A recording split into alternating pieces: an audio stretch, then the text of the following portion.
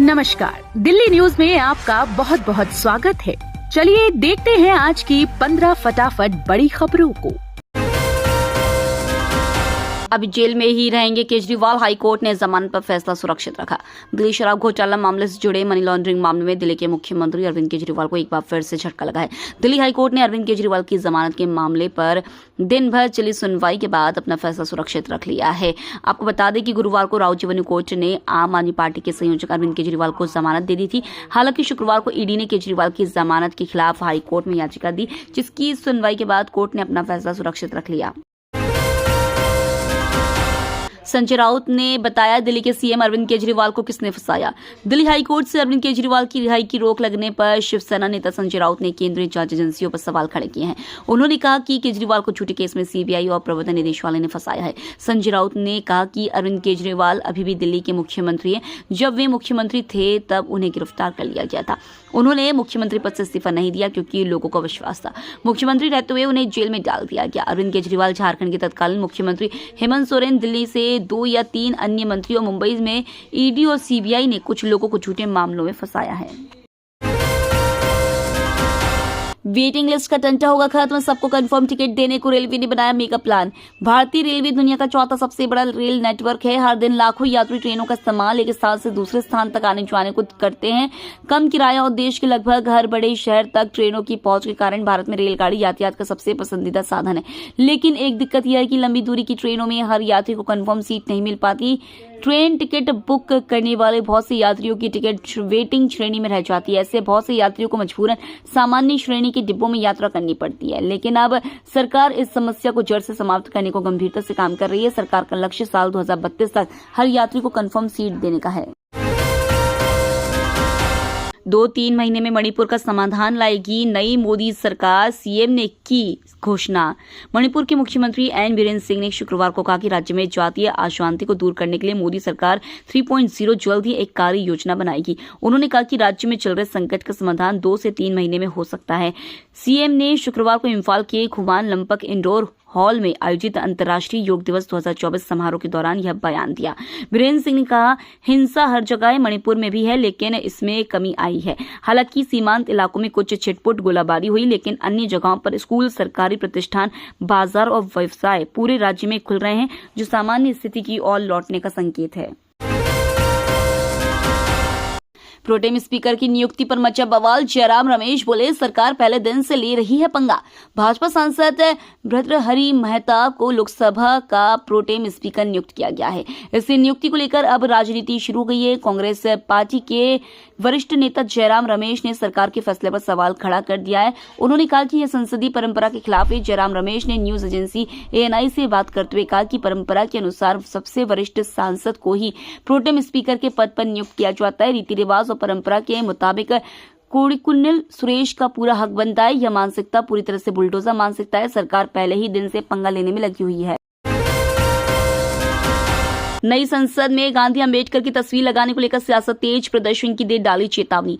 नई संसद भवन से महात्मा गांधी और डॉक्टर भीमराव अंबेडकर की तस्वीर हटाने का मामला अब तूल पकड़ता नजर आ रहा है। इस मामले को लेकर कांग्रेस नेता और दलित OBC IM माइनॉरिटी परिषद के अध्यक्ष उदित राज ने जंतर मंतर पर आंदोलन करने का आह्वान किया है। कांग्रेस नेता उदित राज ने कहा कि अगर NDA सरकार नई संसद भवन में महात्मा गांधी और डॉक्टर भीमराव अंबेडकर की तस्वीरें नहीं लगाती है तो हम 26 जून को जंतर मंतर पर विरोध प्रदर्शन करेंगे। बाबा साहेब और महात्मा गांधी के योगदान को कभी नहीं भुलाया जा सकता। प्रधानमंत्री नरेंद्र मोदी की सरकार उनके महत्व को खत्म करने की कोशिश कर रही है।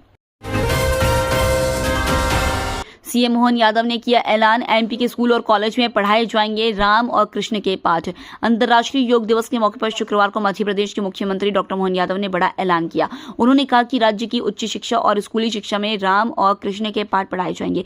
राज्य की राजधानी भोपाल में मुख्यमंत्री डॉक्टर यादव ने योग दिवस के मौके पर आयोजित राज्य स्तरीय समारोह में हिस्सा लेने के बाद संवाददाताओं से बातचीत करते हुए कहा, राम पथगमन और श्री कृष्ण पथगमन 2 परियोजनाओं को राज्य सरकार ने अपने हाथ में लिया है। भगवान राम और कृष्ण राज्य में जिन जिन स्थानों पर गए हैं उन स्थानों को राज्य सरकार ने तीर्थ स्थल के तौर पर विकसित करने का फैसला किया है।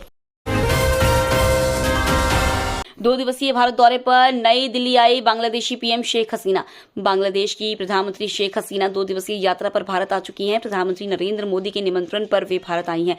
विदेश मंत्रालय ने मामले में एक बयान जारी किया है। विदेश मंत्रालय के बयान के मुताबिक 2 दिवसीय यात्रा के दौरान शेख हसीना पीएम मोदी से मुलाकात करेंगी और द्विपक्षीय चर्चा करेंगी। UNHRC में कश्मीर को लेकर रोने लगा पाकिस्तान तो भारत ने धो डाला। कर्ज के ज्वाल में फंसे और चीन के इशारे पर काम कर रहा पाकिस्तान लगातार संयुक्त राष्ट्र में कश्मीर का मुद्दा उठा रहा है। हालांकि उसे भारत के अधिकारियों के सामने मुंह की खानी पड़ रही है। अब फिर से पाकिस्तान ने संयुक्त राष्ट्र मानवाधिकार परिषद में जम्मू कश्मीर का मुद्दा उठाया है तो भारत ने पाकिस्तान को करारा जवाब दिया। भारत की प्रथम सचिव अनुपमा सिंह संयुक्त राष्ट्र में तैनात है। वो UN में भारत विरोधी गतिविधियों पर पूरी नजर रखती है। अनुपमा UN में देश की ढाल बनकर भारत के दुश्मनों को मुंहतोड़ जवाब देती है। भारत में 5G डाउनलोड स्पीड में आई भारी गिरावट, जाने क्या है इसके पीछे की बड़ी वजह। भारत में तेजी से 5G नेटवर्क और सर्विस का विस्तार हो रहा है। हाई स्पीड इंटरनेट की सुविधा के लिए अधिकांश लोगों ने 5G की तरफ रुख कर लिया है। जियो और एयरटेल ने देश के अधिकांश शहरों में अपनी 5G सर्विस को पहुंचा दिया है। हालांकि इन दोनों ही कंपनियों की तरफ से अभी कोई 5G प्लान नहीं लॉन्च किया गया है। कंपनियां अभी अपने यूजर्स को फ्री में 5G डेटा ऑफर कर रही हैं। जहां लोगों में 5G की डिमांड बढ़ रही है, वहीं अब इसके नेटवर्क को लेकर एक बड़ी अपडेट सामने आई है। भारत में 5G नेटवर्क के डेटा स्पीड को लेकर एक बड़ी खबर सामने आई है। एक रिपोर्ट के मुताबिक जैसे जैसे 5G की तरफ से बढ़ा जा रहा है वैसे वैसे इसके नेटवर्क क्वालिटी में गिरावट आ रही है। कनाडा में खालिस्तानियों ने लगाई अपनी अदालत, देखती रही ट्रूडो सरकार। भारत ने वैंकूवर में भारतीय वाणिज्य दूतावास के सामने खालिस्तान समर्थक चरमपंथियों द्वारा नागरिक अदालत आयोजित करने और प्रधानमंत्री नरेंद्र मोदी का पुतला जलाने पर कड़ा विरोध दर्ज कराया। संयुक्त सचिव नागराज नायडू ने दिल्ली में कनाडाई उप उच्चायुक्त को तलब किया और कड़ा विरोध दर्ज कराया। इसके साथ ही भारत ने जस्टिन ट्रूडो सरकार द्वारा खालिस्तानियों को खुली छूट दिए जाने पर भी कड़ी आपत्ति जताई। भारत द्वारा यह कूटनीतिक कदम कनाडा की संसद द्वारा खालिस्तान टाइगर फोर्स के आतंकवादी हरदीप सिंह निज्जर की स्मृति में 1 मिनट का मौन रखने के एक दिन बाद उठाया गया है। एक्शन में शिवराज, 8 राज्यों के कृषि मंत्रियों के साथ दाल की आत्मनिर्भरता पर चर्चा। मध्य प्रदेश के पूर्व मुख्यमंत्री और भाजपा के दिग्गज नेता शिवराज सिंह चौहान को प्रधानमंत्री नरेंद्र मोदी कृषि मंत्रालय का अहम प्रभार मिला है। मंत्री पद मिलने के बाद से शिवराज सिंह चौहान एक्शन मोड में आ गए हैं। शिवराज ने पहले दिन कई अधिकारियों के साथ बैठक की और दिशा निर्देश दिए। अब शुक्रवार को शिवराज ने एक बार फिर से 8 राज्यों के कृषि मंत्रियों के साथ अहम बैठक की है। शिवराज सिंह चौहान ने शुक्रवार को कृषि भवन में 8 राज्यों के कृषि मंत्रियों के साथ वीडियो कॉन्फ्रेंसिंग के जरिए बैठक की है। इस बैठक का मुख्य एजेंडा यह था देश में दालों को लेकर आत्मनिर्भरता। शिवराज ने राज्यों के कृषि मंत्रियों के साथ देश में दालों को लेकर आत्मनिर्भरता पर चर्चा की है। 10 साल में नहीं हुआ वो अब होगा, सैलरी वालों को मिलेगा तोहफा। बजट की तैयारियां शुरू हो चुकी हैं और सबको इंतजार रहेगा कि वित्त मंत्री इस बार किसे क्या तोहफा देती है। लेकिन इस बार फोकस पूरी तरह से सैलरीड क्लास पर होगा। टैक्सेशन में कुछ बदलाव किए जा सकते हैं। वित्त मंत्री खुश करती नजर आ सकती हैं। एक्सपर्ट्स मानते हैं जो 10 साल में नहीं हुआ वो शायद इस साल होना है, क्योंकि ग्रोथ पटरी पर है, महंगाई पर काबू पाना है, ब्याज दरें कम करनी है। इन सबके लिए टैक्स पेयर्स का रोल काफी बड़ा है। कंजप्शन को बढ़ावा देना है तो टैक्स पेयर्स के हाथ में पैसा देना होगा। सूत्रों की माने तो सरकार टैक्स पेयर्स को राहत देते हुए स्टैंडर्ड डिडक्शन की लिमिट को बढ़ा सकती है। दिल्ली एनसीआर में मौसम ने ली करवट, कई इलाकों में तेज हवाओं के साथ बारिश। राष्ट्रीय राजधानी दिल्ली के कई इलाकों में बूंदाबांदी और हल्की बारिश होने से लोगों को गर्मी से राहत मिली है। आईएमडी के अनुसार दिल्ली एनसीआर सहित आसपास के इलाकों में 30-50 किलोमीटर घंटे की रफ्तार से तेज हवाएं चलने और हल्की से मध्यम तीव्रता की बारिश होने का अनुमान है। मौसम विभाग के मुताबिक गन्नौर, सोनीपत, खरखौदा, सोना, पलवल, बड़ौत और आसपास के इलाकों में अगले 2 घंटे में हल्की से मध्यम बारिश होगी। साथ ही 30 से 50 किलोमीटर घंटा की रफ्तार से तेज हवाएं चलेंगी।